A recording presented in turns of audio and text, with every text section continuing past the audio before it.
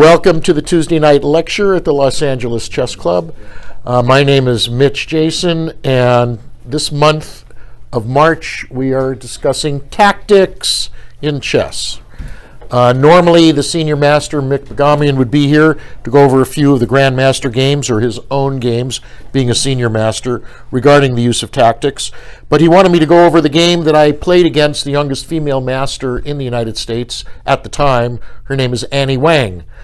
At the time, she came to the club in October of 2013, which is a little over 2 years ago, about 2.5 now. She was 2157, high expert at the time she came to the club. The following weekend, she went down to San Diego, California, and she ran the table at the San Diego tournament 5.5 out of 6. And that weekend, she became the youngest female national master in history. She won the Open tournament? Yeah, the Open tournament down in San Diego, 5.5 out of 6. She did not lose a game. I believe she drew the last game, and there must have been at least one grandmaster. There might have been, but she beat them all, or she drew the GM. Okay, we could check out the record. But at the time she came here, she was still 2157. So all I can say is that I beat her a week before she made master. Okay. Anyway, I was playing the black pieces. Annie was the white pieces, and she started d4. The opening move of world champions, grandmasters, slow, steady build-up. Not a whole lot of tactics you would expect, okay? She was 10 years old at the time. I have recently been accepting the challenge and playing the Nimzovich opening. I've been studying the opening for the last couple of years, and even going back through history, looking at the Nimzovich. And it just seems to suit my personality. It's safe. And Brian, I'll take questions, but just let me talk. What's that? Nimzovich is knight c6. Not when you're playing against d4. The Nimzovich would be knight c6 if she started e4. No, it's still knight c6. All right, we'll check it out, but I believe you're wrong. If you keep interrupting me, I'm going to have to start. No, but I thought that's what you meant, though. Okay. You're talking about the Nimzo Indian. All right. Okay. This is the knight f6 that I play. I'd really appreciate it if you just hold your comments. Thank you. Okay, just hold your comments, all right? I thought you just... c4. Okay, normal queen's pawn opening. And now you do have a Nimzo Indian, right?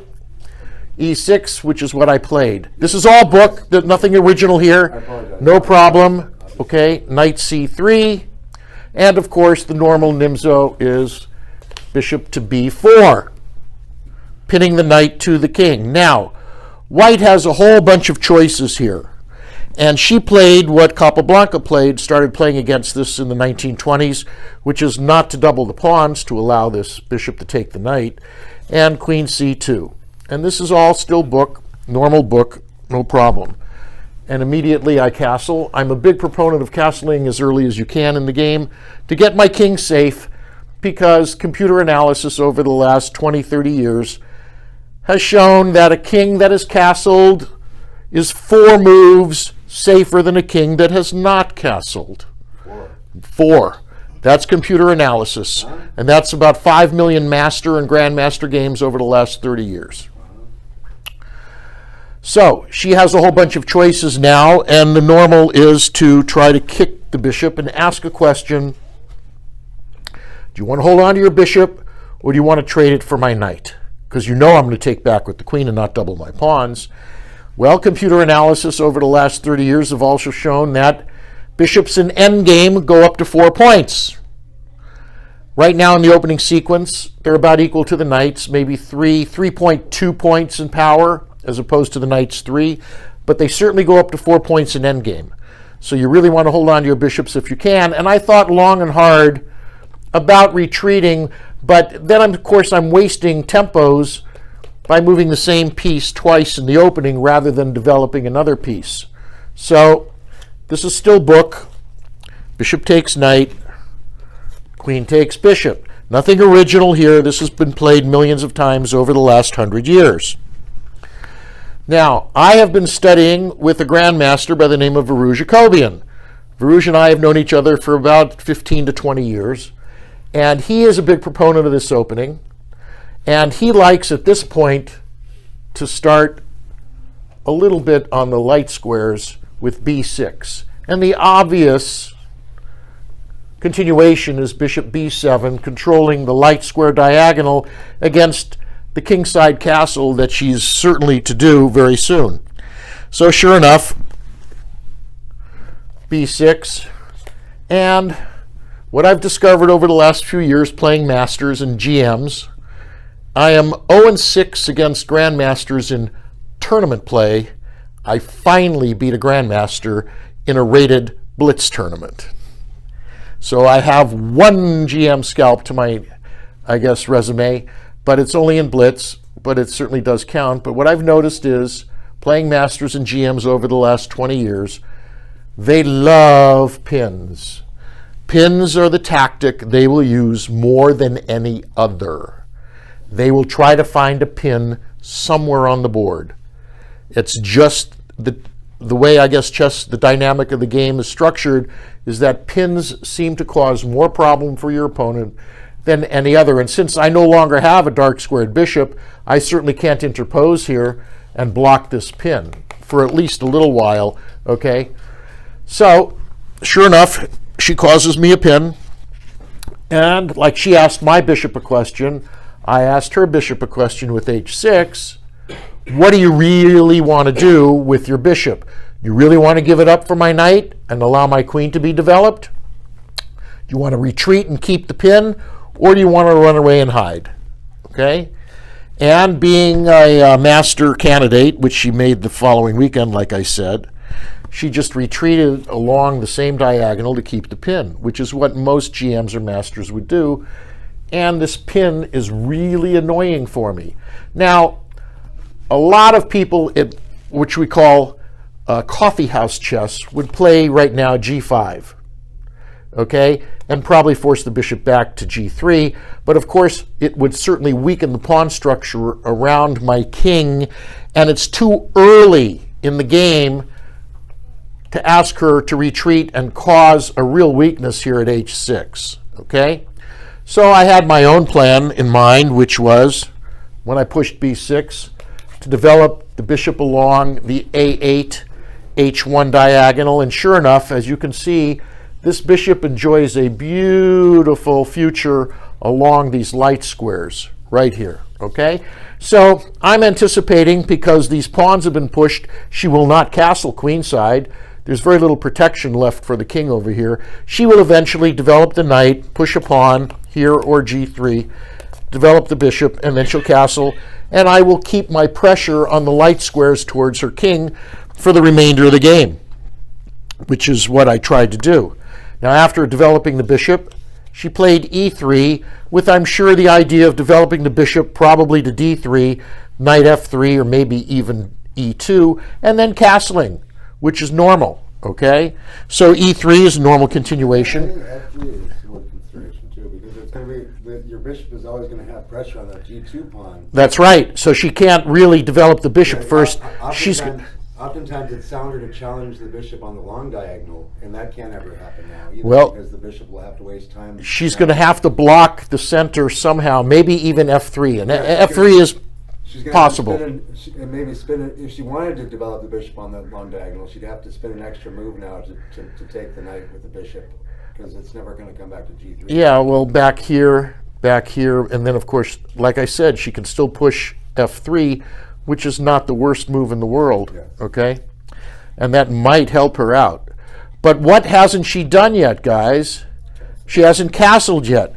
So when I have a castled king and my opponent has not castled this early in the game, and that move was the 9th move of the game, my job is to blow the center open. The D&E files should be blown open to come and try to get the king, because it hasn't castled yet. That's just a dynamic of chess. You know, go after His Majesty because he's still stuck in the center. So d5. Trying to crack open some files in the center of the board, either the D and E. I mean, she takes, I take, and all of a sudden my rook can come over and start all kinds of action on the E file. So this is where I think she went wrong. I think at this point she probably should have either played f3 or knight f3 and then got the bishop out and castled. Because what I did was, is by playing d5, for one move, I've cut off my control of the light squares. Of course, I'm going to immediately take c4 and reopen it. Can I say theory? Theory would normally give, after knight f3, pawn takes pawn, then bishop takes knight. Theory usually regards that position with the doubled pawns on the f file as equal. Well, then she might even keep her king in the center. Then she might not castle at all. My point is that my job is to crack open the center, like I said, because I've castled and she hasn't. Okay? That was my job, and that's why I did it. I think she should have developed the knight at least. What she did is she brought the rook over to c1. Okay? And I'm not sure, I understand her ideas. Pawn takes, and then she's going to come down and take the pawn, queen takes, rook takes, and all of a sudden her rook's on my 7th rank, and she's got a wonderful little game. She missed the tactic. Okay? So, this is what she was doing at that time, all right? I have to complete my development. Oh, what about, don't you want a pawn after it takes c4? No, I wanted to complete my development, Brian. Okay? Now, She couldn't recapture. If you took well, c4, she couldn't recapture. let's look at the board. I've castled. My queen and rooks are connected on the back rank. Is that correct? I've developed all of my 3 other minors. Yeah. That's all I have. Yeah. She has not castled. Yeah. She has not developed her king side at all. That's really Okay? And therefore, by getting an extra piece on the board, I'm starting to create the possibility of tactics 3, 4, 5 moves from now. I cannot create tactics unless I have the pieces on the board to do it. So I have to complete my development. Okay? Now, she probably felt, because she had me by over 400 points, I can play around with this guy because I just have him by 2 levels, 400 points. Every 200 points is a level in chess, right? So I have him by 2 levels. I can do whatever I want, and that's the wrong kind of thinking for any chess player. It makes no difference if you're the world champion, Magnus, or you're a beginner at 800 to 1,000. exactly the correct attitude to have if you want to be upset. That's correct. All right, so finally, she decided, hey, if he's developed, all of his army is developed, I better develop my king side. Probably knight was going to g3, bishop out, and she was going to finally castle on the king side. Okay, now I had a decision to make. I really wanted to sink this knight in here at e4, harass her queen. Possibly, I'm controlling all of the center with a beautiful knight sunk into e4 because she still hasn't castled. The problem is, of course, this very annoying pin. At this point, I made a decision, okay, and I wanted to see what she was going to do. So I played g5. Can I just ask? Yeah. I guess after instead of knight e2, if she had played pawn takes pawn, you would have recaptured with the knight. Yes. Instead of the bishop, because keeping the bishop at b7, it's like a sniper in the bell tower. It keeps controlling the light squares for the rest of the game. All right. So I finally harassed her bishop, and of course, being a master, she's not going to take. Okay. She has no choice. But now, since the pin isn't there, I get to fork the queen and the bishop. Okay? Now, obviously, she's going to save the queen, and if I do take the bishop, I had to make a calculation that after she takes with the h-pawn, this rook is going to be harassing this h6 pawn for a very long time. So I have to be very, very, very careful about how and when to take this bishop. I better be prepared for a whole lot of problems on the h-file with my poor little unguarded king, okay? So at this point, she decided that she, okay, was ready to open up the game, all right? Yeah, it does look like So- that black king is going to have trouble. Right. So she saved her queen, and I'm looking at this. If I take, she might take, and then she's still got 2 on this. So I developed my a rook to c8, so that if the c file opens up, I've got this pawn protected twice. She's attacking twice. I'm protecting twice. I wasn't ready to take this yet and open up the h file. Yeah, this knight is really beautiful sitting here, right? You put an exclamation on rook c8. Yeah, I like that move. So she sort of helped me out now. C takes d5. Now the reason she did that is this bishop is hitting c7, the queen's hitting c7, The rook's hitting c7. She's got 3 pieces on my little pawn at c7, and I only have 2 defenders. Okay? That's why she decided to do that. All right? It was ready to go open up, and now she's got all kinds of problems for me at c7. So my only move is to take one of the 3 attackers on c7, so it was time to take the bishop. This, of course, gets it down to 2-2, so at least I don't have to worry about the c7 pawn. And, of course, she took back with the h-pawn, immediately attacking h6. Now, if you'll notice, the queen is guarding h7, so to protect this pawn, my only move was king to g7. So already I have some problems along the h file, and I have to play extremely careful to watch this, okay? But she doesn't have anything yet. She continued with her opening of the center, okay? Right? I take back, and I do have an Isolani here now. I have an isolated king pawn, but if you'll notice, she hasn't castled, and I have a nice little sort of attacking rook on f2. Only attacking once, is guarded once, but she's at least 3 moves away from castling if she decides to castle, which I don't think she was once she opened up the h file. She wasn't going to move this rook away. She wants to keep pressure on h6. So now I know her king is going to stay in the center. It's not going to castle. I know at least where the target is, okay? So after taking back with my f, she decided she was going to develop the knight so that the bishop could finally come out and join the fray. All kinds of stuff. She might have been able to save this game if she played g4 and knight g3. Well, at that time, she was looking, I think what she was doing is she was trying to play along the weakened light squares. Okay, because my light squared bishop's way over here. Exactly. And she's here. And then coming to h5, she would have a very strong chance of being able to pull it off. Well, since the whole idea when I brought the rook over to c8 was to open up the c file and harass the queen. Okay? So, c5 to open it up. And she helped me. Oh, see, now I would never allow that rook. Now, obviously, I'm not going to take back with the pawn because the whole idea is to keep the rook on her queen, so I take with the knight. So that now, what kind of file do we have on the C file? Open file, no pawns, and my rook now, even though there's 2 knights in the way, is sort of giving her queen a little hug. It's very instructive of sacrificial games because oftentimes the defender has to pitch back the pawn, and that's what she really had to do right there is play d5. All right. Now black's got a clear advantage. Well, it's sort of like an X-ray to let her know that I'm coming for her. All black's pieces are active, and in this particular situation, the king being in the center is going to be death. Well, let's take a look at the files on the board. This is an open file. I have a rook on it, but she has 2. So that's almost even. The D file is totally open. I control it with the queen. And this is a half-open file. And you're killing her. She had to give back the pawn and play d5. Right. Exchange on c5.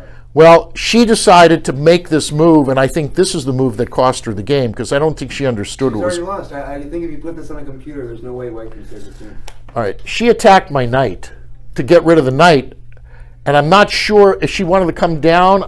I'm not sure. But immediately, I took advantage of the pin. She cannot take this for free because she'll lose her queen. Now, she could play knight rook for the queen, but that's 8 to 10 points, and that's not enough. Okay? Especially with the way the position is on the board. And remember, this is a lot of power here on these light squares. She's never going to castle now, I know that. She wants to keep the pressure on h6. So I came over here to attack her knight because I knew it was pinned, right? So she decided to get her queen off the pin, and now I took advantage of the fact that she never castled. Rook takes f2. Now, the knight obviously is protecting. I am attacking the queen so that if she moves the knight and says discovered check, I'll just take the queen and stop the check.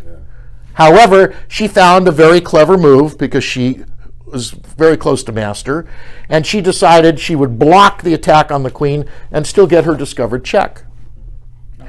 So I have to move the king, but remember, I can't move the king too far away from this pawn, otherwise this rook comes down, the queen's going to come down, and I'm going to be mated in like 2 or 3 moves. Okay? So I have to be very, very, very careful. So, sure enough, king h7 to keep control of h6. She came over to temple my queen, and my bishop became a blockader of the attack on my queen.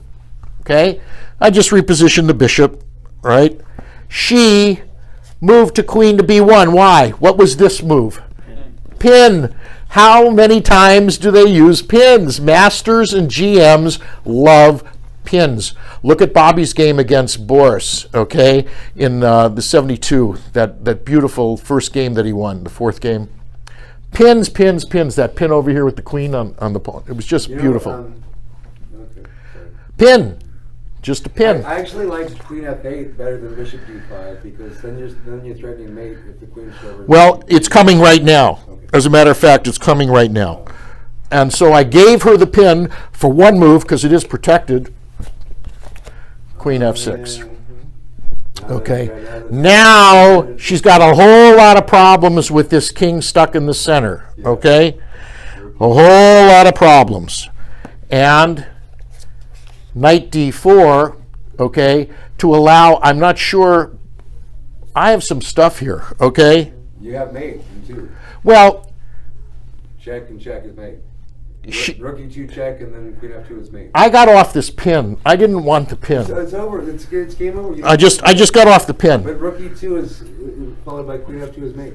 It isn't. Yes, you can go to D. Rook c1. Now, there she wanted the trade to get. Well, she wanted to get rid of the pressure. Yeah, no, but it was mate. It was Okay. check mate. This move I'm very proud of. This is one of the best moves I've ever come up with. And that is rook takes g2.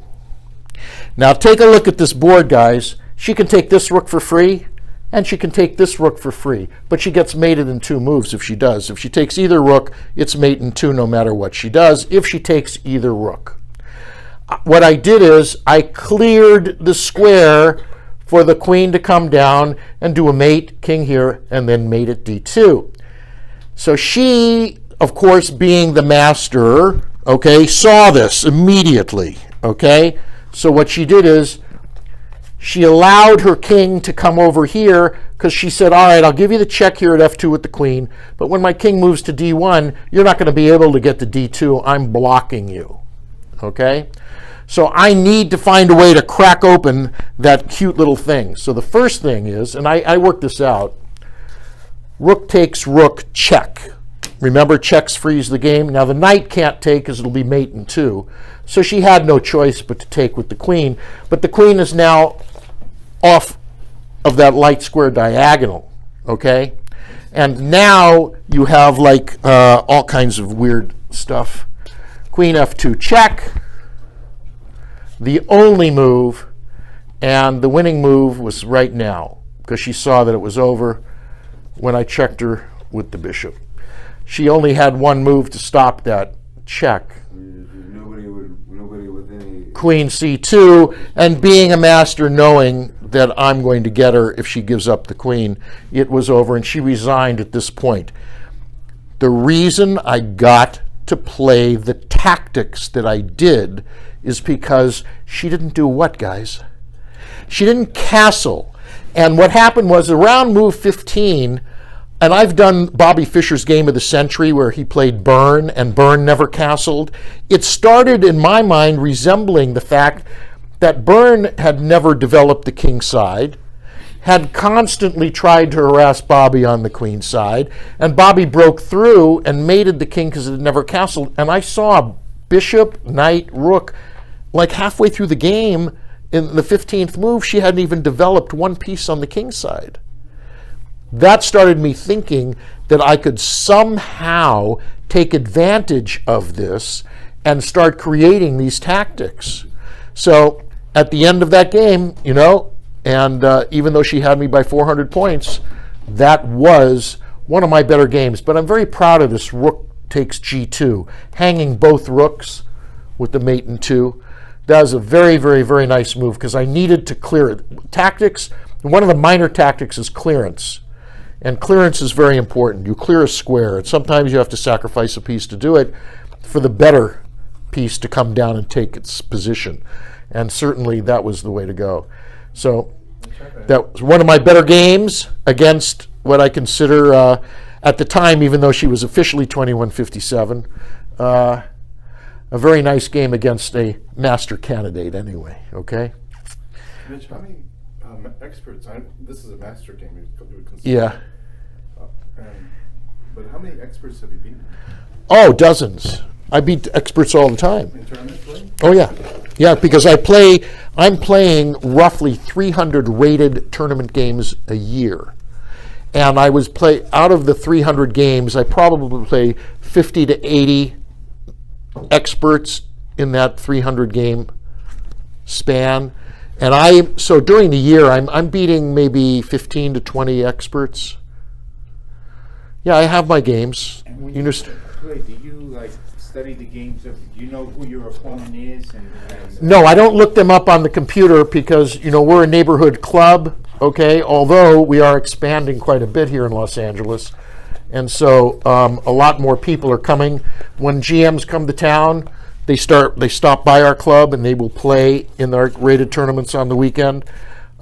We've had a number of grandmasters over the last year here. And I've played them, and like I've said, in the hour games we play 61 minutes so that the kids who play in our tournaments can get Grand Prix points because it's over an hour in length. The GMs that I've played, I have come close a couple of times where I feel that I had at least no worse than a draw, and my end game just didn't quite materialize the way I had envisioned it earlier on, or they came up with some move that I didn't anticipate. And they are extremely strong in endgame. You have to remember GMs are just really fabulous in calculation skills. And the less pieces on the board, I think the easier it is for them to calculate. So I was at a disadvantage. But that was the game against Annie Wang just before.